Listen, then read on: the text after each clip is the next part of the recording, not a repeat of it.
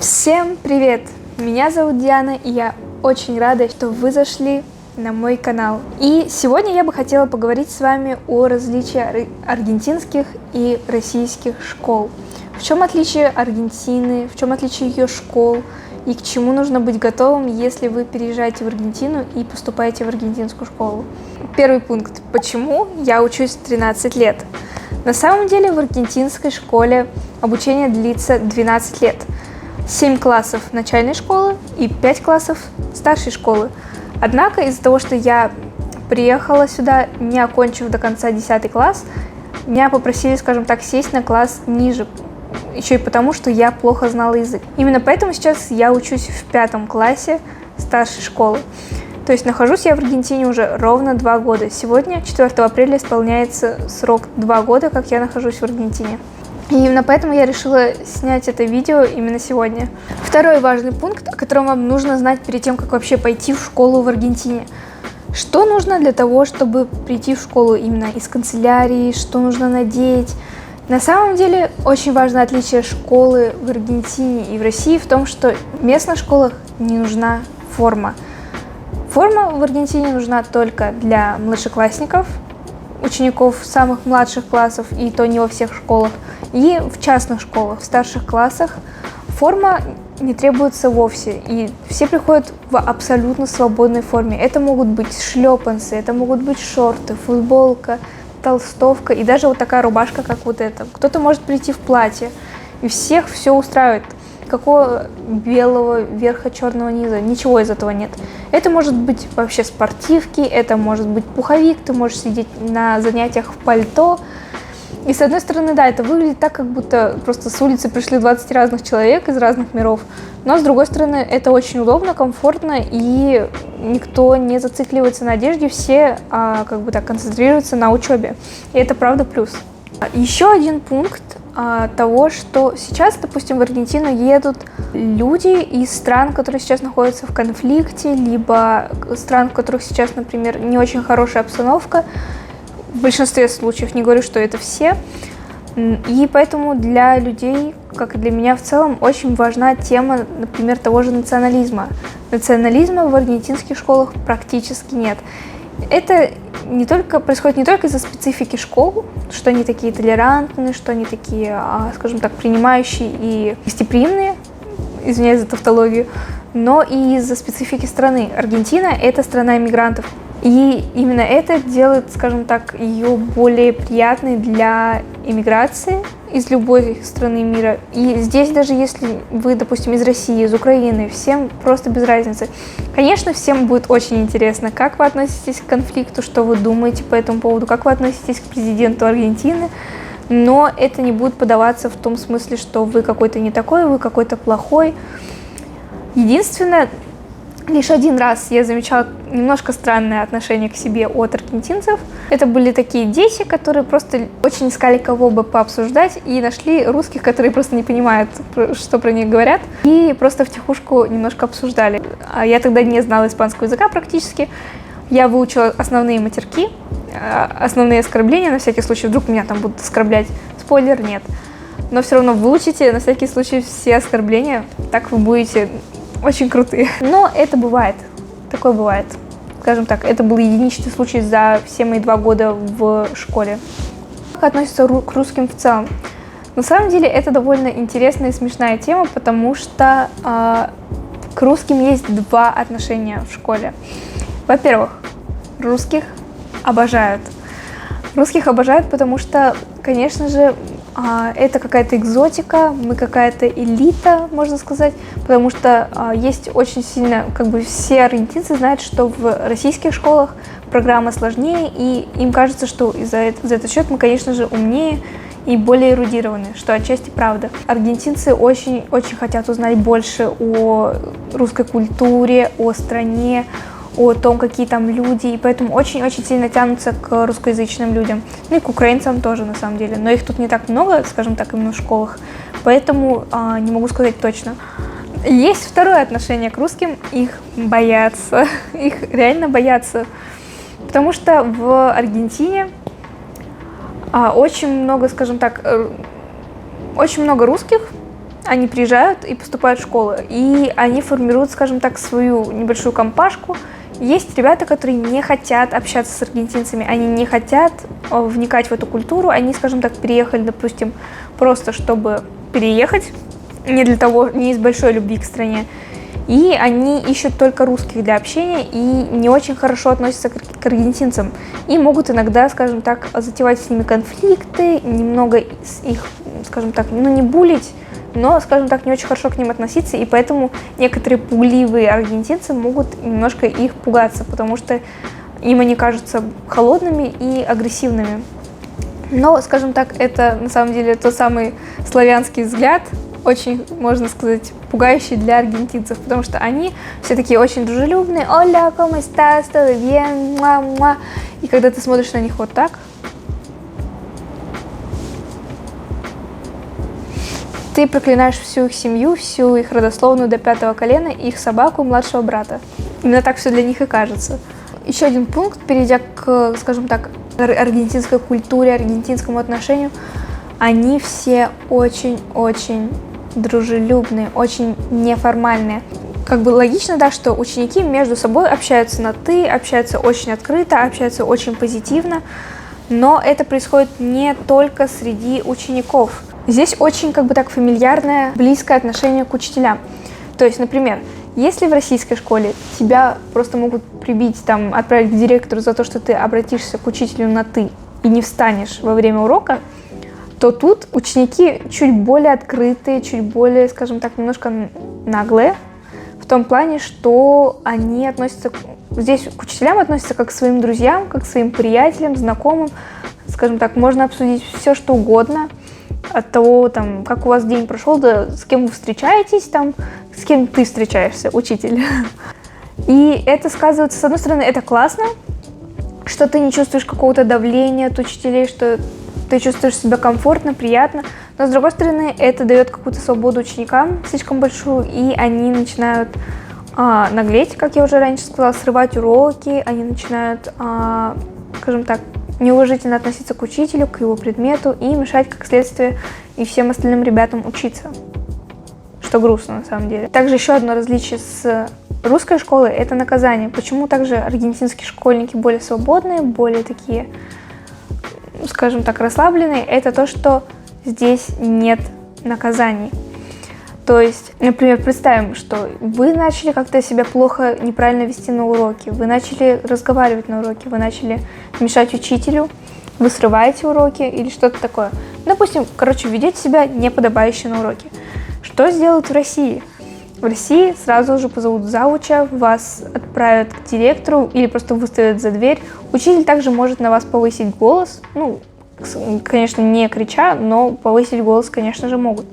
Здесь же что происходит в Аргентине? Здесь максимум, который вам могут сделать, это никто не будет на вас кричать, никто вас не отправит к директору. Либо учитель попросит вас быть тише, либо попросит вас покинуть класс.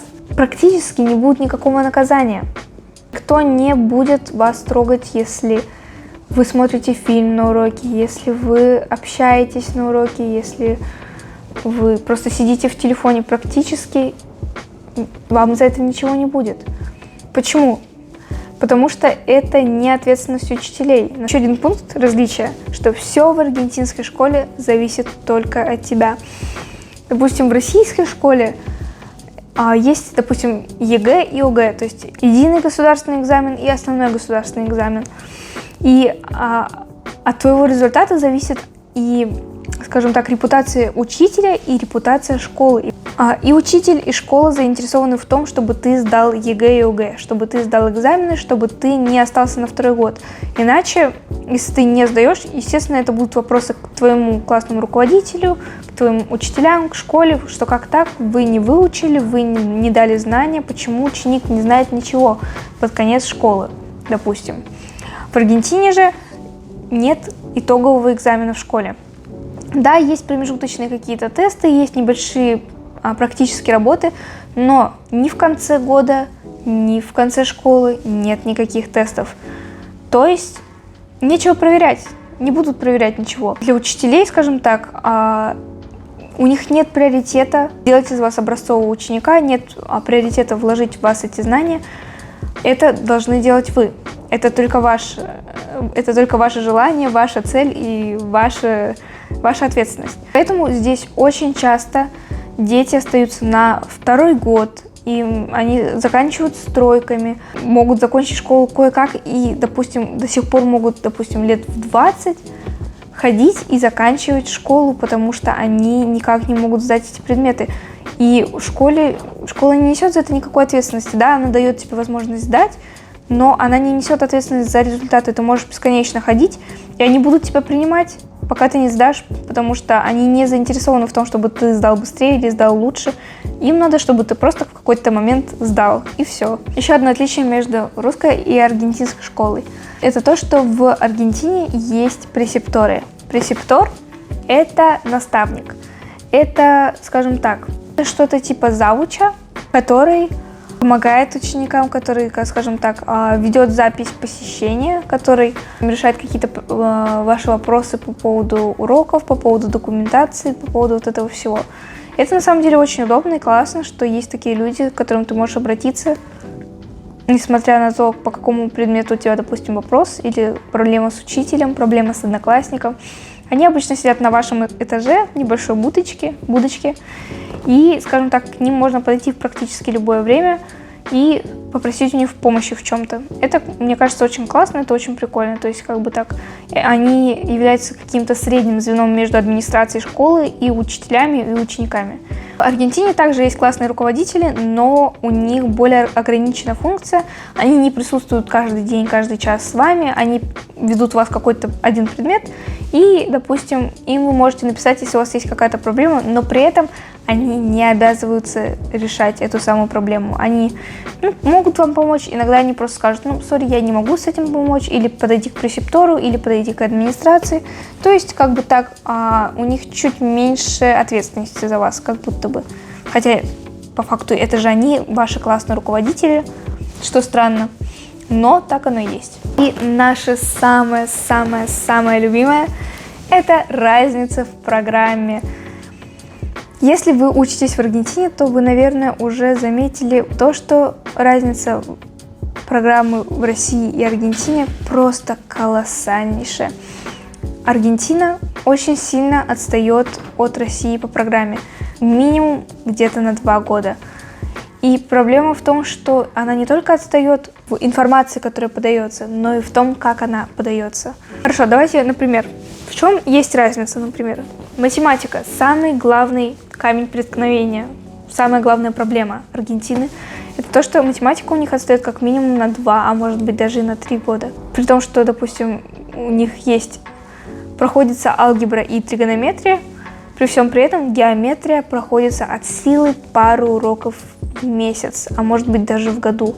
То есть геометрии практически нет в школьной программе. Вы проходите функции, вы проходите алгебру, вы проходите тригонометрические функции, тригонометрию в целом, но геометрии нет. Про это вообще нет речи на самом деле.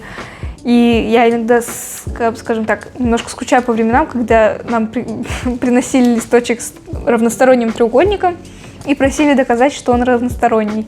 Типа, докажите, что это треугольник, и докажите, что он равносторонний. Языки. Несмотря на то, что в России тоже есть такая проблема, что, например, английский вы можете учить 11 лет, 10 лет школы, и так его и не выучить. В Аргентине есть точно такая же проблема, только она еще и еще хуже. Здесь уже в конечных классах, в самых последних классах до сих пор могут проходить present simple, тему семья, тему еда, то есть самые базовые темы. И это проблема многих государственных школ. Поэтому, если вдруг вы едете в Аргентину и вы уже знаете английский, пожалуйста, не записывайтесь на английский. Вы просто будете получать десятки, но это будет полнейшая деградация. Лучше запишитесь на язык, который вы не знаете, например, на французский или на итальянский, как это сделала я. Я записалась на французский, и, скажем так, даже если учитель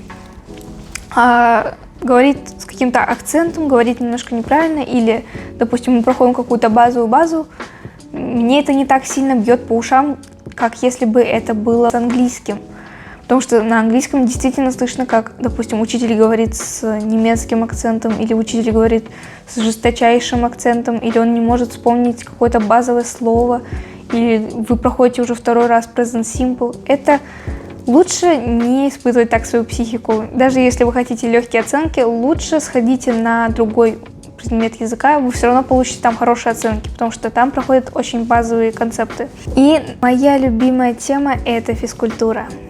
Это физкультура. К физкультуре здесь относятся с очень-очень большой любовью, скажем так. Здесь к ней относятся со всей серьезностью, со всей внимательностью, потому что, скажем так, как возможно, что ты хочешь подвести Месси, как ты можешь подвести честь нашей страны? Конечно же, никак. И я, как человек, который учился почти всю свою сознательную жизнь в России, я была просто в шоке. Просто, если вы не знаете, если вы не из России, например, как это происходит в России? Наступает урок физкультуры. Половина класса находит себе очень важное занятие. Например, уходит к другому учителю на пересдачу, уходит на другой урок, уходит в буфет, еще куда-то. Короче, скрывается из вида под надежным предлогом. Например, позвал классный руководитель, позвал на сценку, позвал еще на какой-то. Возможно, они правда заняты, а возможно нет. Половина класса уходит на перекур в раздевалку. И получалось так постоянно, что я, как человек, который, во-первых, не курит, и мне неловко было сидеть в раздевалке, потому что я не социальный человек, я просто не хотела сидеть и разговаривать, при том, что я не курю. Я не хотела прогуливать, особенно на территории школы, когда ты бегаешь просто из буфета по другим этажам, лишь бы тебя не поймали, лишь бы тебя не отправили на физру. И справки у меня тоже не было, как, например, была у некоторых. Потому я ходила на физру. Буквально одна или с кем-то еще одним человеком я ходила на физру практически весь год. Иногда добавлялись другие люди, но в целом как бы практически в 90% случаев я была одна, особенно в 9 классе это происходит часто. В России происходит так, что ты можешь ходить один из всего класса, я занималась сама собой физкультурой, кидала мяч волейбольный, кидала баскетбольный мяч в кольцо, бегала, и за это получала 4 и 5. Получится ли так сделать в Аргентине? Нет, у вас не получится так сделать в Аргентине. Просто, чтобы вы понимали, в Аргентине культура идет на выбор, то есть ты выбираешь себе спорт и выбираешь для него время. И есть такая штука, что пропуск за физкультуру считается как половина пропуска за день, то есть 0,5 пропуска. И так получилось, что у меня всего пропусков за физкультуру было максимум где-то 3 пропуска, то есть я пропустила физру примерно 5-6 раз за весь год. И все бы ничего, это не так много на самом деле, да, то есть, совсем чуть-чуть. Но, учитывая то, что в Аргентине учителя очень любят отменять уроки, они очень любят не приходить, они любят отменять уроки из-за дождя. И получалось так, что я не приходила в те дни, когда учитель был, а когда я приходила, учителя не было. То есть получалось так, что мы постоянно не пересекались. И в итоге получилось так, что в какой-то момент мне просто пишет учитель, что «Диана, тебя нет на уроках физкультуры, я ставлю тебе 6. Я могу поставить тебе 10, но ты не приходила, и поэтому я поставлю тебе 6.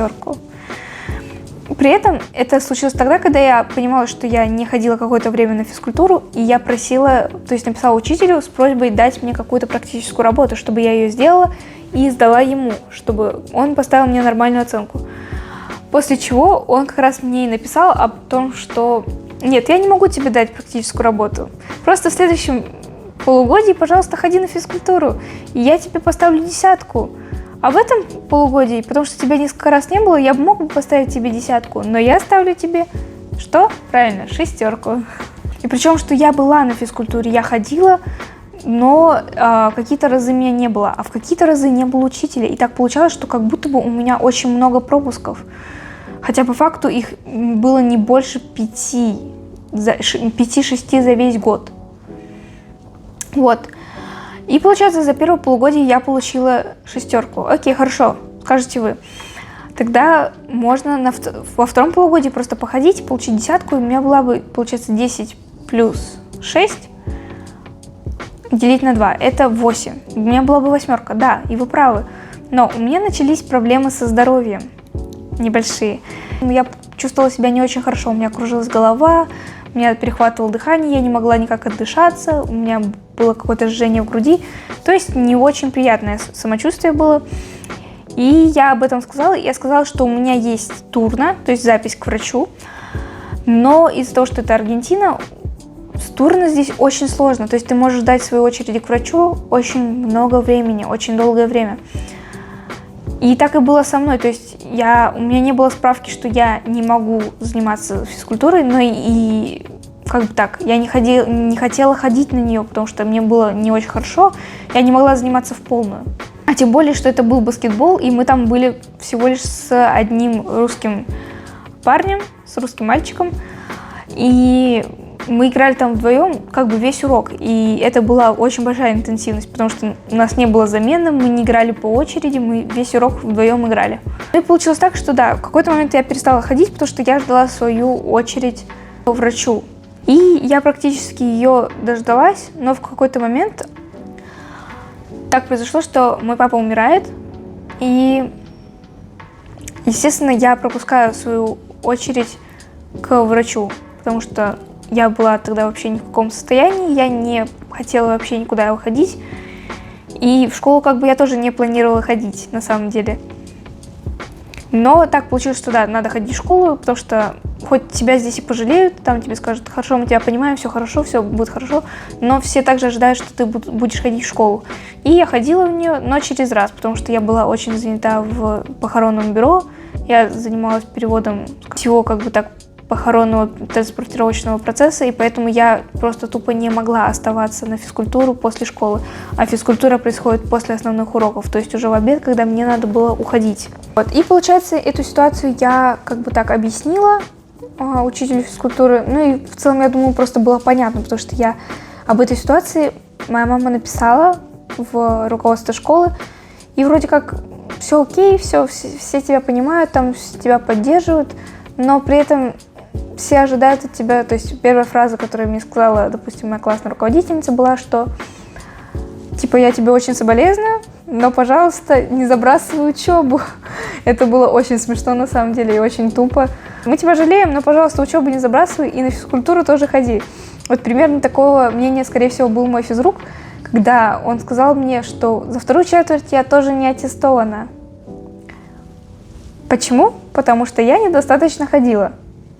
Угадайте, почему я недостаточно ходила. Угадайте просто с 3 раз, почему я недостаточно ходила. Ну, хорошо. Я говорю: да, да, действительно виновата. Я виновата. Недостаточно ходила на уроки. Давайте я напишу работы, практические работы. Он мне скидывает 5 практических работ. Я их все написала, даже попыталась научиться. То есть там были работы по типу научиться жонглировать 3 мячами, научиться бегать там кроссом, да, и там держать баланс, что-то такое. Короче, такие практические работы на мои нервы. Я практически даже научилась жонглировать, но, конечно, это было выше моих сил в тот момент, потому что, извините. И, короче, сделала я эти 3 практические работы, точнее 5 практических работ. Я сделала 5 практических работ, я ему сдаю их, и угадайте что? Меня оставляют на декабрь. Ну, то есть меня оставляют на еще один урок, чтобы я пробежала 10 кругов просто. Я одна, почему-то все аттестовали, кроме меня, и я одна бегала 10 кругов просто в зале, чтобы показать, что я научилась бегать кроссом. То есть я была на занятиях, то есть не было такого, что меня видели 2 раза в год. Я писала практические работы, я сдала бег. И угадайте, сколько мне поставили за год. Мне поставили за год 7. 7 – это 3,5 балла. Это 3,5 балла из 5, как если бы в нашей системе, или 7 баллов из 10. При том, что это не все учителя такие на самом деле. То есть большинству из учителей может быть вообще пофиг. Ты принесешь им правку, либо ты принесешь им какую-то справку, что типа у тебя болит нога, и еще пока это не подтверждено почему, но тебе все равно скажут: окей, хорошо, ты можешь не заниматься, пиши практические работы, я по тебе поставлю 10. Но, к сожалению, так получилось, что я попала, и в Аргентине так в целом относятся к физкультуре с очень большим уважением, и я попала на учителя, который, скажем так, довольно-таки докапистый, довольно-таки сильно хочет, чтобы его предмет там знали, чтобы я конкретно полностью прочувствовала физкультуру, чтобы я сдала просто все, что можно, чтобы получить 7, даже не 10. Вот, это было немножко про физкультуру в Аргентине. Просто очень надеюсь, что это было не супер скучно, это просто была моя боль на самом деле. До сих пор я не понимаю, за что это было. Но сейчас будет еще один пункт, который меня очень сильно раздражает, который на самом деле является причиной такого плохого, скажем так, образования в Аргентине. Это то, что в Аргентине идет ориентир на отстающих, а не выдающихся. То есть, если в России ты должен знать хорошо абсолютно все предметы, то есть нет такого, что ты скажешь, что, допустим, мне этот предмет не очень нравится, я не хочу учить, и тебе скажут, хорошо, мы тебе поставим 5. То есть нет такого, что ты можешь какие-то предметы, допустим, чуть пропустить или недоучить, или что-то такое. То есть ты должен учиться наравне или даже лучше всех по каждому предмету. Здесь же есть такая штука, что если ты, допустим, выделяешься по какому-то предмету среди всех, тебя не похвалят. Тебе не скажут, что ты молодец, тебя не будут дальше как-то отдельно учить, тебе давать какие-то дополнительные задания, дополнительные материалы, как это делают в России. Нет, тебе так не сделают. Если у кого-то, наоборот, что-то не получается, кто-то совсем ничего не понимает в предмете, его будут подтаскивать, его будут хвалить, его будут вытягивать. Но тебя нет. То есть не поощряется быть лучшим, скажем так, быть слишком хорошим по какому-то предмету. Ориентир идет на худших. То есть пока все не подтянут эту тему, все не поймут эту тему, никто никуда не двигается. То есть они могут мусолить одну и ту же тему несколько раз, просто повторять ее из раза в раз, из года в год, одно и то же, пока просто одни и те же ученики не поймут. Достаточно происходит практики, потому что ученики, допустим, решают медленно и не понимают, как решать, и очень много времени уходит на то, чтобы ученики самостоятельно очень медленно решали одно упражнение или 2 упражнения за урок. Ладно бы, если бы ориентир был на средний, на среднюю прожилку, на средний класс школы. Окей, но реально ориентир идет на тех, кто не хочет учиться, на тех, кто не хочет понимать и не хочет самостоятельно разбираться. И из-за этого общий контингент класса из школы уходит с недостатком знаний. Еще одна точка различия наших школ – это в том, как они учатся на самом деле. Вот я сейчас перечислила то, что они очень медленно учатся, то, что они забывают какие-то правила своего же языка. Все это происходит из-за полного отсутствия какой-либо зубрежки. Вообще ничего не зубрят. Не зубрят формулы, не зубрят какие-то термины. Так как ты ничего не зубришь, ты не делаешь миллион упражнений с этим, оно не остается у тебя в памяти. Ты просто тебе главное выучить, как пользоваться формулой, и все. А потом ты про эту формулу забудешь, как только вы прошли эту тему. С одной стороны, да, мне никогда не нравилась зубрежка в России, но при этом это как будто бы 2 полярности. Зубрежка в России и полное отсутствие, повторения в Аргентине. И я не знаю, что хуже. Есть такая штука у них, что здесь из-за того, что здесь не гонятся за конечным баллом аттестата в конце учебы, здесь не гонятся за какими-то итоговыми экзаменами, здесь просто учителям без разницы на твои оценки. Самая базовая оценка здесь это 6. 6 это аналог нашей 3. И из-за того, что учителям без разницы, на какие оценки ты сдашь их предмет, все просто автоматически ставят ученикам 6. Особенно учитывая то, что учителя здесь отсутствуют только так. Например, у нас в этом году есть как минимум 3 предмета, по которым у нас пока что просто нет учителей. Есть ваканты, то есть свободное место, на которое сейчас ожидается учитель. То есть его пока что нет. И это значит, что в конце года, когда он появится или когда он не появится, и у нас не будет оценок, нам просто поставят 6. Потому что всем без разницы, потому что всем кажется, что тебе тоже без разницы на твои оценки. И если ты не будешь их выгрызать своими зубами, то тебе просто поставят 6. Также давайте поговорим о том, как сдать предмет в Аргентине. Здесь есть четкая формула, которой стоит придерживаться. Во-первых, чтобы сдать предмет, вам нужно иметь как минимум 75% посещаемости этого предмета. То есть, если, допустим, как у меня с физкультурой, вы не очень часто попадаетесь учителю на глаза, вы не очень часто приходите, или приходите, но с какими-то оговорками, там вы приходите поздно.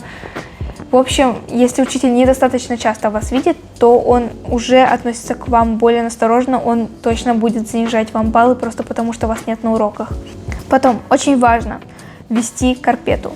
Еще раз напоминаю, что такое карпета? Вот эта прекрасная штучка. Это ваши конспекты. В большинстве предметов вас будут требовать эту самую карпету.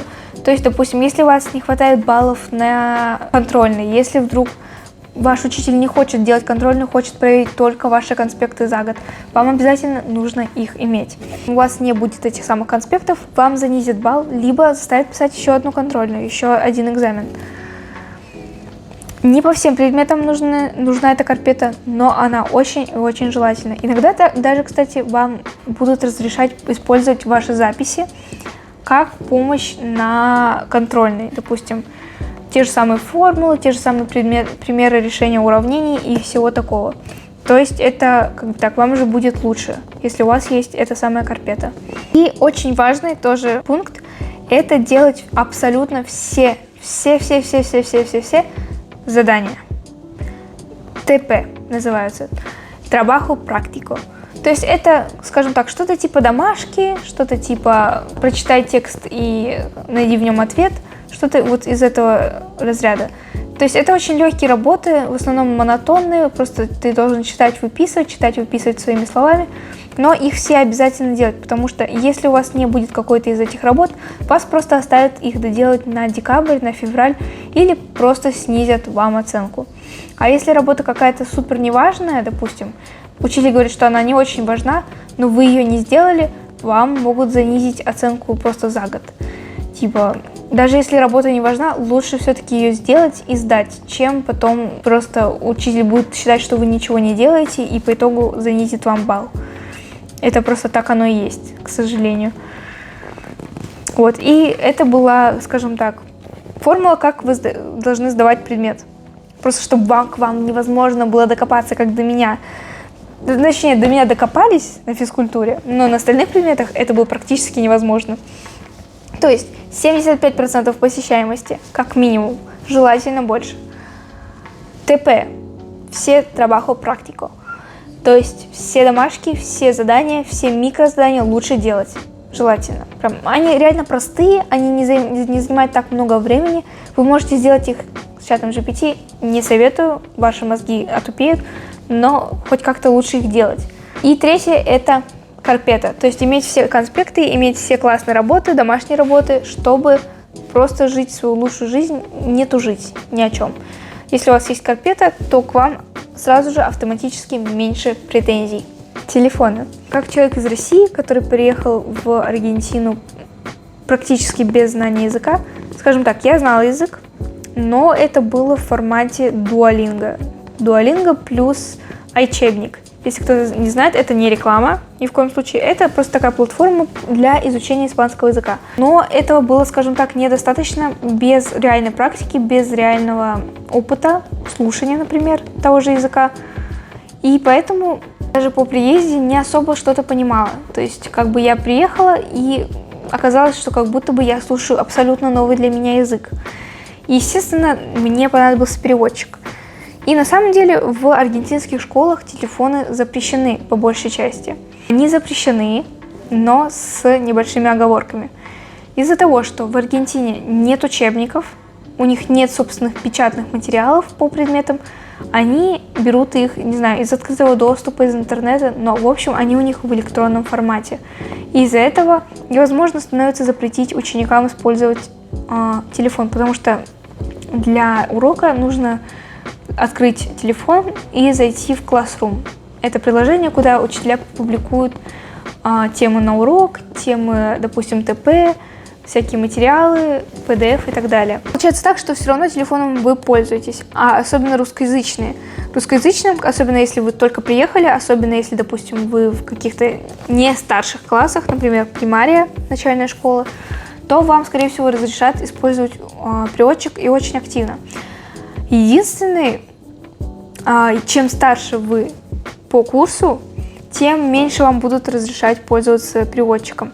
Особенно у меня это было с учителем испанского языка, учительницей. Она очень хотела, чтобы мы выучили испанский язык, и для этого запрещала писать нам работы с переводчиком. Ну и потому что, качество работы как раз и зависело от переводчика, потому что мы проходили грамматическую структуру, там правильность предложений, времена и так далее. То есть просто если ты переведешь предложение, ты, по сути, скатаешь работу. И поэтому она нам запрещала.